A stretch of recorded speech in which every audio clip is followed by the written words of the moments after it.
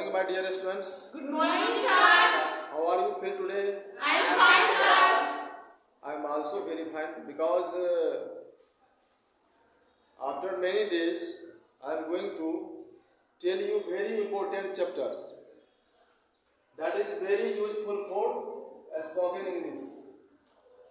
You are all know that spoken English is very tough, but it is very easy if you determine, if you want, if you have conscious, then you will learn sure spoken English.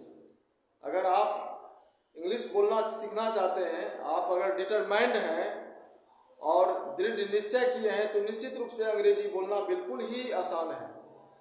Anybody can speak English, बहुत ही आसान है.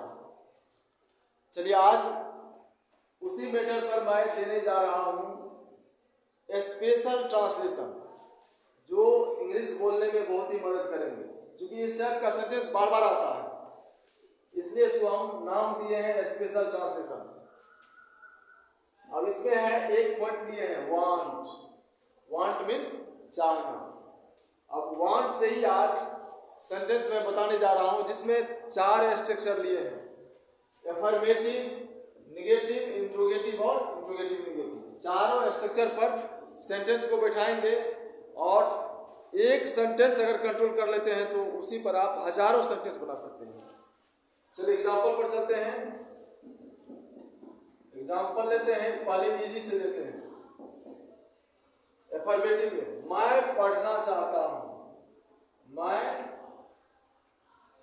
पढ़ना चाहता हूं. मैं पढ़ना चाहता हूं. अब देखिए इसमें चाहना आ गया, क्योंकि ये इच्छा पर डिपेंड करता है कि मैं पढ़ना चाहता हूं. एक बार सबसे पहले सभी स्ट्रक्चर को रिवाइज करते हैं. सबसे पहले आएगा सब्जेक्ट, उसके बाद वांट या वांट्स. वांट या वांट्स, इसमें टू आ जाएगा. ये टू प्रीपोजिशन का काम नहीं करता, ये तत्परता लाता है.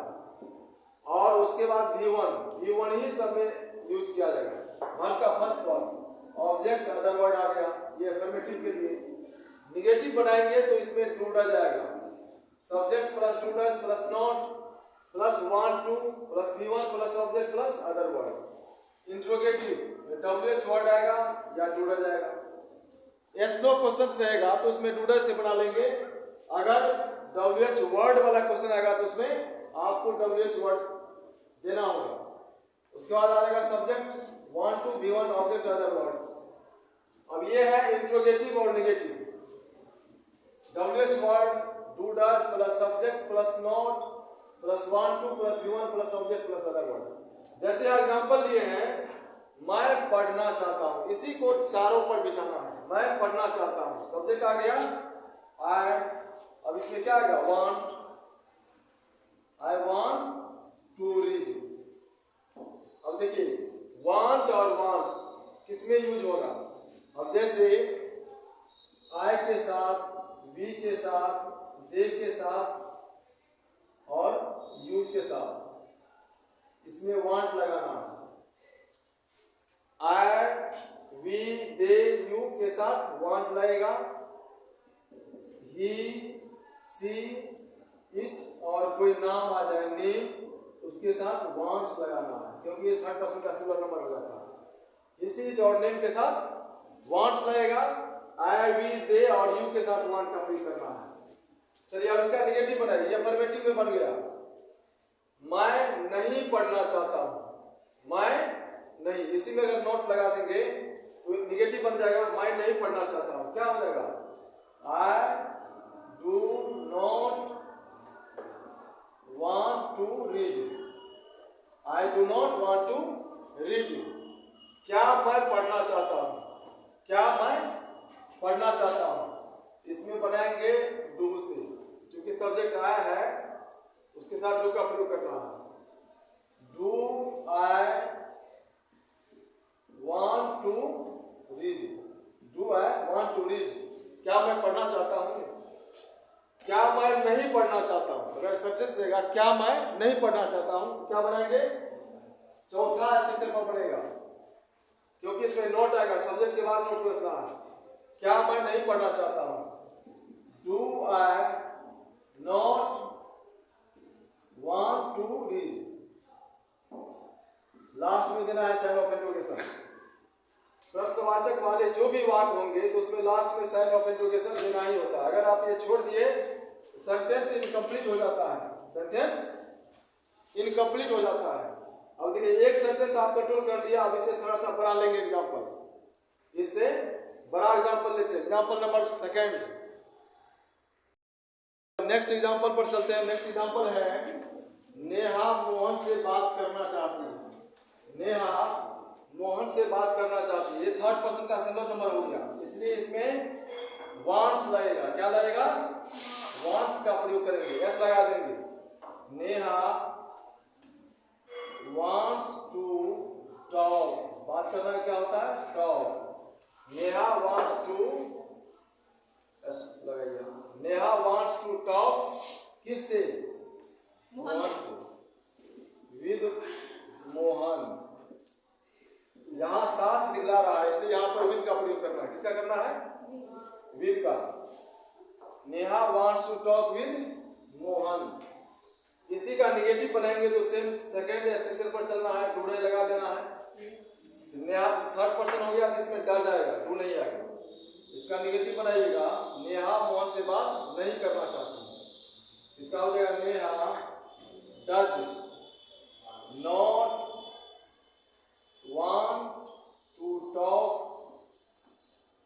With Mohan, with Mohan. अब देखिए यहाँ पर एस लग गया, डज आ गया, तो यहाँ पर एस हट गया। यहाँ पर वांट्स नहीं होगा, केवल वांट ही होगा। Neha does not want to talk with Mohan. Neha Mohan से बात क्यों करना चाहती है? अगर ऐसा लेते हैं, नेहा, मान लीजिए लिखिए देते हैं यहाँ पर, नेहा मोहन से, नेहा मोहन से बात क्यों करना चाहती है? करना चाहती है। क्या बनाएंगे? नेहा मोहन से बात क्यों करना चाहती है? नेहा मोहन से बात क्यों करना चाहती है? क्या बनाएगा? इसमें डूडा से स्टार्ट नहीं होगा, इसमें डूडा से स्टार्ट नहीं, क्योंकि ये WH क्वेश्चन है। इसमें आपको रीजन बताना पड़ेगा कि क्यों बात करना चाहती है, या उसे किताब लेना है या कोई काम है। नेहा मोहन से बात क्यों करना चाहती है, क्यों का इंग्लिश देना होगा, WH वर्ड आ जाएगा इसमें। क्यों का क्या होता है? वाई। यहाँ आ जाएगा why does, why does Neha, why does Neha. अब आ जाएगा यहाँ want to talk with Mohan, with Mohan.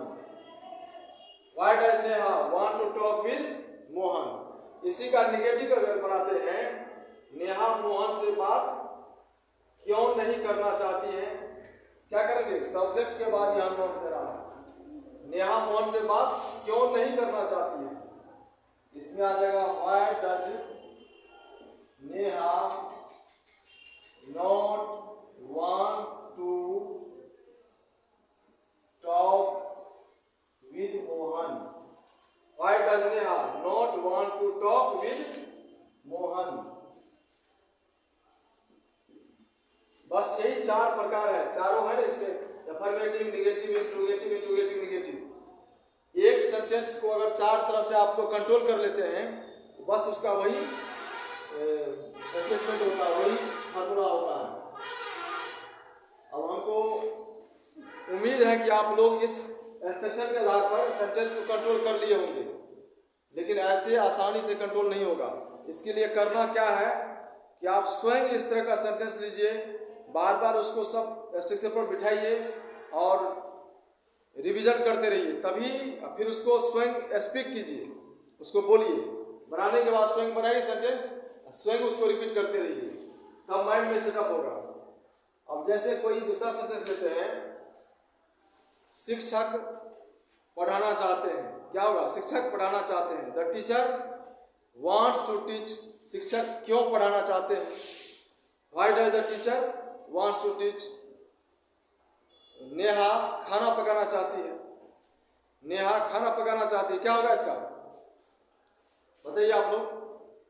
Neha खाना पकाना चाहती है, Neha wants to cook food, Neha wants to cook food। इसी टाइप से आप लोग बनाइएगा सेंटेंस और उसको बार बार रिपीट कीजिएगा, जोर से बोलने का प्रयास कीजिएगा, तभी आप सेंटेंस पर कंट्रोल कर सकते हैं। Thank you very much for watching this video. आप लोग इस चैनल को इम्प्रूव कीजिए, अर्थात लाइक कीजिए, सब्सक्राइब कीजिए और कमेंट कीजिए। Thank you very much.